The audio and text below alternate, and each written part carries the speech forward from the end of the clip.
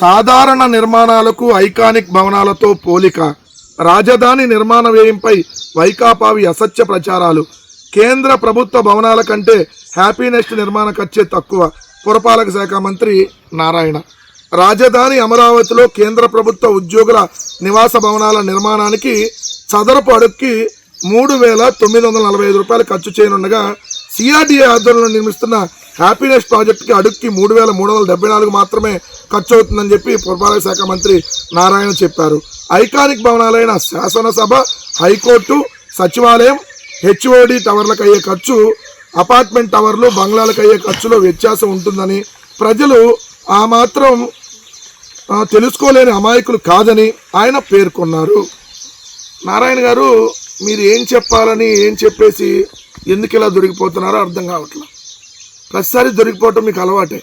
ఎందుకంటే మీరే చెప్తున్నారు కదా, ఇక్కడ కేంద్ర ప్రభుత్వానికి సంబంధించినటువంటి ఉద్యోగుల క్వార్టర్స్ ఏదైతే ఉన్నాయో, సెంట్రల్ గవర్నమెంట్ ఎంప్లాయీస్ క్వార్టర్స్కి చదరపు అడుగుకి అదే అమరావతిలో అదే బురదలో అక్కడ కడుతుంటే అయ్యేటటువంటి ఖర్చు 3,945 రూపాయలు, అంటే దగ్గర దగ్గర 4,000 రూపాయల లోపు. మరి అదే బురదలో అదే అక్కడే మనం ఏదైతే ఇసుక ఫ్రీ ఇచ్చి మరి అక్కడ మనకు అవుతున్నటువంటి ఖర్చు ఎంత? చదరపు అడుగుకి 20,000 రూపాయలు, 20,000 రూపాయలు చదరపు అడుగుకి. ఐకానిక్ భవనాలు ఏంటి? ఐకానిక్ భవనాలు అంటే ఏమన్నా అక్కడ డబ్బులు ఏమన్నా వచ్చేస్తాయి మనకి ఐకానిక్ భవనాల వల్ల? సచివాలయాన్ని మీరు 10,000 కోట్ల రూపాయలు ఖర్చు పెట్టి కడుతున్నారు. ఆంధ్రప్రదేశ్ రాష్ట్ర అసెంబ్లీని 2,000 కోట్ల రూపాయలు ఖర్చు పెట్టి కడుతున్నారు. ఆల్రెడీ హైకోర్టుని 2,000 కోట్ల రూపాయలు ఖర్చు పెట్టి కట్టబోతున్నారు. అది ఇప్పుడు వరకు వచ్చినటువంటి అంచనా, ఎస్టిమేషనే.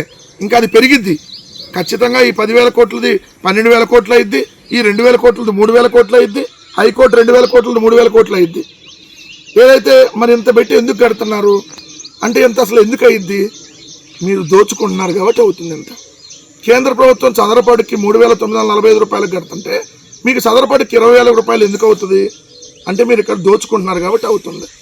ఆల్రెడీ సచివాలయం ఉంది, ఆల్రెడీ అసెంబ్లీ ఉంది, ఆల్రెడీ హైకోర్టు ఉంది. ఏంటి మళ్ళీ దాన్ని మళ్ళీ మీరు ఐకానిక్గా కట్టేది అంటే? ఈరోజు మీరు తెలంగాణ సచివాలయాన్ని ఏదో కంపేర్ చేసి చూపించి చెప్తున్నారు కదా, ఏదో 13,000 రూపాయలు చదరపాటికి అయిందని చెప్పి. తెలంగాణ సచివాలయం అయిన ఖర్చు ఎంత? 660 కోట్లు. తెలంగాణ సచివాలయానికి 660 కోట్లు అయితే ఆంధ్రప్రదేశ్ సచివాలయానికి 10,000 కోట్ల పైగా ఎందుకు అయింది అని మీరే సమాధానం చెప్పాలి కదా. అంటే ఇక్కడ దోచుకుంటున్నారనే అర్థం కదా. మీ దోపిడీని కవర్ చేయడానికి ఐకానిక్ భవనాలు. ఏంటి ఐకానిక్ భవనాలు అంటే? ఇడ్లీ పాత్ర వంగినట్టుగా, కుక్కర్ పాత్ర పడుకున్నట్టుగా ఏదైతే ఈ గ్రాఫిక్ డిజైన్లు చూపించి అసెంబ్లీకి పైన పుల్ల పెట్టి ఆ పుల్లకు ఒక 600 కోట్లు ఏదైతే ఖర్చు అవుతుందని చూపిస్తే దీన్ని ఐకానిక్ భవనం అంటావా? సచివాలయము, అసెంబ్లీ, హైకోర్టు కట్టడం వల్ల ఆంధ్రప్రదేశ్ రాష్ట్రానికి సంవత్సరం ఏమైనా ఆదాయం వస్తుందా? కనీసం కొంచెమన్నా దిమాకుండి మాట్లాడాలి కదా. వైఎస్ఆర్ కాంగ్రెస్ పార్టీని ఏదో విమర్శించాలని చెప్పి ఏదో మీరు విమర్శిస్తూ అసత్య ప్రచారాలు ఎవరు చేస్తున్నారు? మేము అసత్య ప్రచారాలు చేయట్లా. కేంద్ర ప్రభుత్వం ఏదైతే 2,500 కోట్ల రూపాయలతో ఏదైతే 2 అద్భుతమైనటువంటి అద్దాల మేడలు కడతా ఉంటే మీరు మాత్రం అదే రెండు బిల్డింగులు వాళ్ళకి అయ్యే ఖర్చు 2,500 కోట్లు అయితే మీరు ఒక బిల్డింగ్ కట్టడానికి, ఆ బిల్డింగ్లో కేవలం అద్దాలు పెట్టడానికే 2,500 కోట్లు, ఆ బిల్డింగ్ నిర్మించడానికి 10,000 కోట్లు. ఇది కదా ఈరోజు ప్రశ్నిస్తుంది. సో అవినీతికి తారాస్థాయికి అమరావతిలో చేరింది. అమరావతి అంటే అడ్డగోలు దోపిడీ, అంతులేని అవినీతి అనేది చెప్పకనే మీ మాటల్లో అర్థమవుతుంది. ఎందుకు? 3,945 రూపాయలు కేంద్ర ప్రభుత్వం నిర్మించే బిల్డింగులకి అయితే, రాష్ట్ర ప్రభుత్వం నిర్మించే బిల్డింగులకి చదరపాడికి 20,000 రూపాయలు అయితే మరి ఎంత దోచుకుంటున్నారు అక్కడ? దాదాపు 16,000 రూపాయలు చదరపాడికి దోపిడీ జరుగుతుంది. ఇది కదా అసలు మ్యాటరు.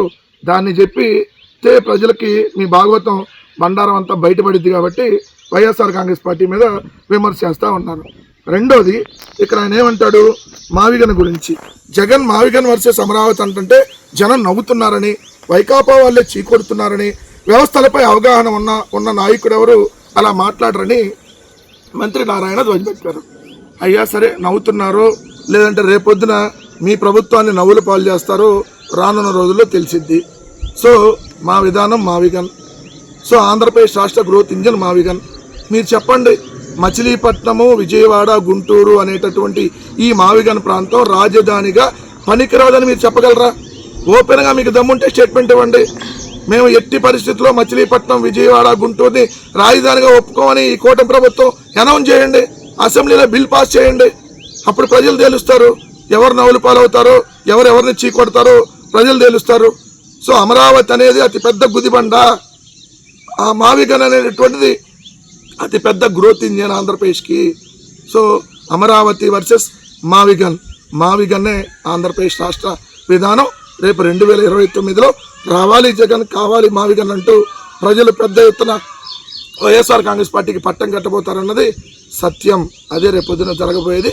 గుర్తుపెట్టుకోండి నారాయణ గారు, మీ అవినీతి అమరావతి కంచు కోటని బద్దలు కొట్టిద్ది. రేపు పొద్దున ఆంధ్రప్రదేశ్ రాష్ట్ర ప్రజలు బద్దలు కొట్టి మావిగన్కి పట్టం కడతారనేది నిజం.